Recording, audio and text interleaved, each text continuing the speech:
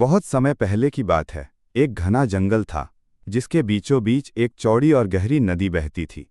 नदी के किनारे एक विशाल जामुन का पेड़ खड़ा था। उस पेड़ पर एक चंचल और बुद्धिमान बंदर रहता था। पेड़ पर हर मौसम में ढेर सारे मीठे मीठे जामुन लगते थे।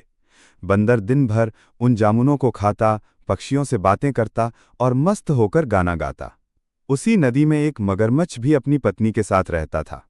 मगरमच्छ अक्सर किनारे आता और पेड़ की छाया में आराम करता। धीरे धीरे उसकी और बंदर की दोस्ती हो गई।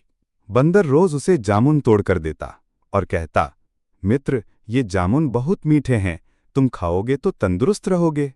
मगरमच्छ को जामुन बहुत पसंद आए। वो रोज बंदर के पास जाता और दोनों घंटों बातें करते। समय बीतने के साथ दोनों की गहरी मित्रता हो गई। मगरमच्छ अपने घर जाकर अपनी पत्नी को भी जामुन खिलाता। लेकिन धीरे धीरे मगरमच्छ की पत्नी के मन में लालच पैदा हो गया। उसने सोचा, अगर जामुन इतने मीठे हैं तो इन्हें रोज खाने वाले बंदर का दिल कितना मीठा और स्वादिष्ट होगा। काश मैं उसका दिल खा पाती। उसने अपने पति से कहा, सुनो, तुम रोज उस बंदर के साथ रहते हो, उसे इतने जामुन खिलाते हो, अब समय आ गया है कि तुम उसका दिल लाकर मुझे खिलाओ। मगरमच्छ ने पहले तो मना किया। उसने पत्नी से कहा, वह मेरा सच्चा मित्र है, मैं उसे नुकसान नहीं पहुंचा सकता। लेकिन पत्नी जिद पर अड़ गई। वो रोने धोने लगी और धमकी देने लगी कि अगर बंदर का दिल नहीं मिला तो वो उसे छोड़कर चली जाएगी। आखिरकार मगरमच्छ पत्नी के दबाव में आ गया। अगले दिन वो बंदर से बोला, मित्र, तुम रोज मुझे अपने पेड़ के मीठे जामुन खिलाते हो। मेरी पत्नी ने भी तुम्हारी बहुत तारीफ सुनी है, वो तुमसे मिलना चाहती है। चलो, आज मेरे घर चलते हैं। बंदर मासूम था पर समझदार भी।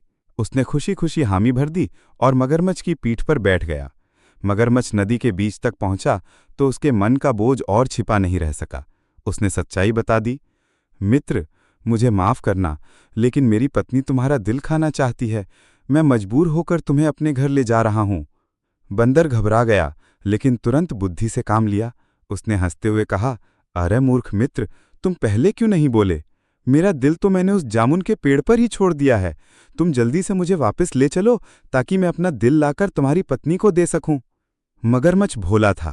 वो तुरंत बंदर को किनारे पर वापस ले आया। बंदर फुर्ती से पेड़ पर चढ़ गया और सुरक्षित बैठ गया। फिर उसने कहा, मगरमच्छ, तुम मित्रता का सम्मान करना नहीं जानते। मैं तुम्हें जामुन देकर तुम्हारी सेहत की चिंता करता था और तुम मुझे ही मारने चले आए।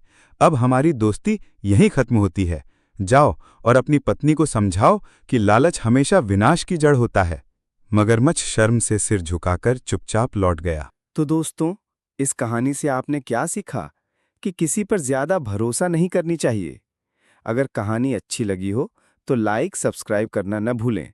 मिलते हैं अगली मजेदार कहानी में।